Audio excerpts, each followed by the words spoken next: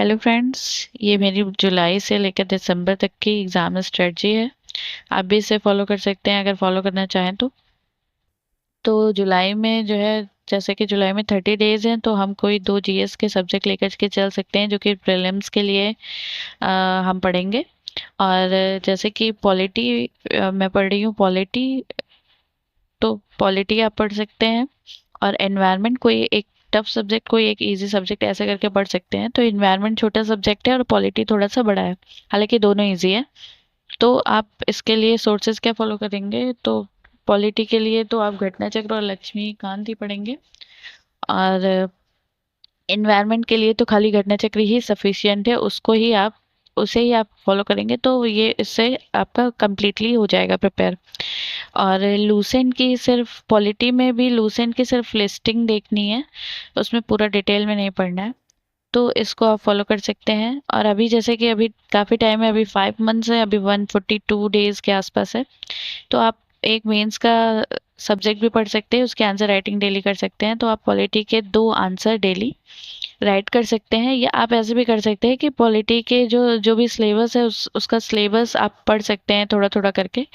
तो इन 30 डेज में आपका एक सब्जेक्ट मेंस का और दो सब्जेक्ट प्रीलिम्स का प्रिपेयर होता जाएगा। अगस्त में आप प्रीलिम्स के कोई दो सब्जेक्ट पढ़ सकते हैं, हिस्ट्री, ठीक है, और साइंस एंड टेक, कोई भी दो सब्जेक्ट ले लीजिए। ठीक है, हिस्ट्री आप घटना चक्र और लूसेंट दोनों से करेंगे। और साइंस एंड टेक के लिए मुझे लगता है कि घटना चक्र सफिशिएंट है, क्योंकि यूपीपीसीएस में वही मतलब उसके जो पीवाईक्यू है वही पूछता है। लेकिन लूसेंट की लिस्टिंग भी बहुत इंपॉर्टेंट है, उससे भी हम लोग पढ़ते हैं। ठीक है, तो आप इन दोनों को करेंगे तो ये आपके प्रीलिम्स के दो सब्जेक्ट प्रिपेयर हो जाएंगे।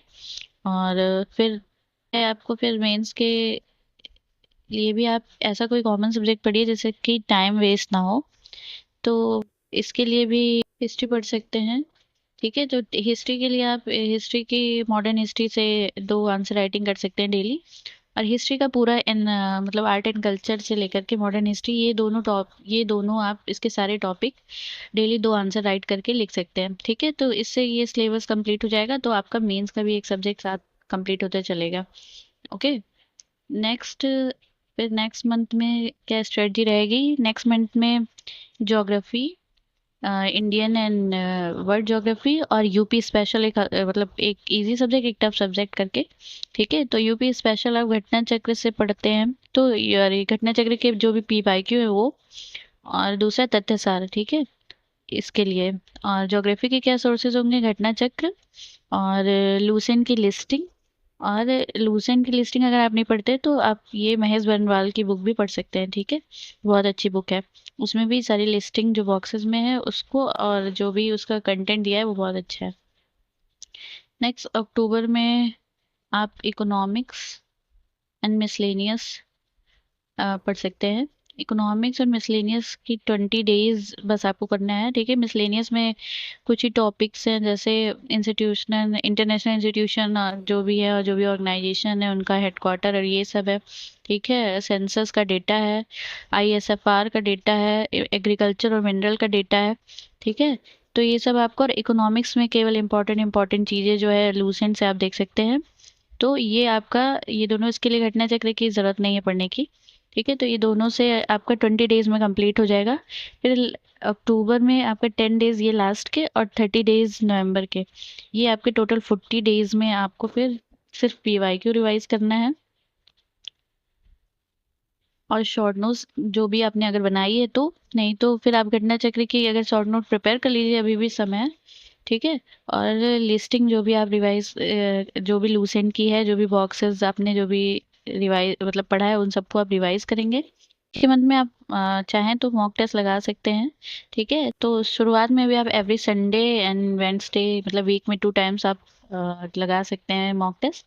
और नहीं तो आप फिर एवरी मतलब लास्ट मंथ में तो आप एवरी 2 डे के अल्टरनेट पे टेस्ट लगाए, क्योंकि मॉक से बहुत सारी प्रैक्टिस हो जाती है लास्ट टाइम में, तो रियल टाइम एग्जाम जैसी प्रैक्टिस हो जाती है। ठीक है, और फिर नेक्स्ट क्वेश्चन है कि करंट अफेयर। तो करंट अफेयर के लिए अभी आप कुछ कोई भी मंथली करते रहिए, तो कोई भी कर सकते हैं आप मंथली के लिए, चाहे क्रॉनिकल करते रहिए, चाहे घटना चक्र की आती है मंथली उसको करते रहिए। और उसके बाद अभी जो घटना सार आई हुई है उसको भी आप कर सकते हैं। ठीक है, तो घटना सार जो है वो आपकी मुझे लगता है 6 मंथ की है, अप्रैल तक की, तो उसको भी आप कर लेंगे तो वो भी उससे आपका अप्रैल तक का हो जाएगा। उसके बाद जो बचेगा आपका जून का, जून से लेकर नवंबर लास्ट तक का, तो वो उसके लिए आप फिर जो ईयरली मैगजीन आएगी 20 डेज पहले आई दृष्टि की, उसको कर लीजिएगा। ठीक है, तो इससे आपका पूरा करंट अफेयर प्रिपेयर हो जाएगा। मेंस के सोर्सेज के लिए और प्रीलिम्स के सोर्सेज के लिए आप मेरी बुक लिस्ट वाली वीडियो देख सकते हैं। उसमें मैंने सारी बुक्स और बताई है कि जिनसे मैं प्रिपेयर कर रही हूँ और कौन कौन सी बुक इम्पॉर्टेंट है एग्ज़ाम के लिए, प्रीलिम्स के लिए और मेंस के लिए मैं कौन सी बुक पढ़ रही हूँ। तो वो सारी लिस्टिंग आप देख सकते हैं। ठीक है, और वो सारी बुक लिस्ट आप देख सकते हैं वहाँ से। और लिस्टिंग के लिए मैं डेली फ़ोटो जो शेयर कर रही हूँ, इसके अलावा अगर पीडीएफ भी आपको चाहिए होगी तो आप मेरा टेलीग्राम चैनल ज्वाइन कर सकते हैं। ठीक है, उसका लिंक मैंने दिया हुआ है अपने बायो में। और अगर आपको चाहिए तो आप कमेंट सेक्शन में उसके लिए बोल सकते हैं। ठीक है, आई होप आपको ये वीडियो पसंद आई होगी। ठीक है, आगे भी इस चैनल को ऐसे ही फॉलो करते रहिए।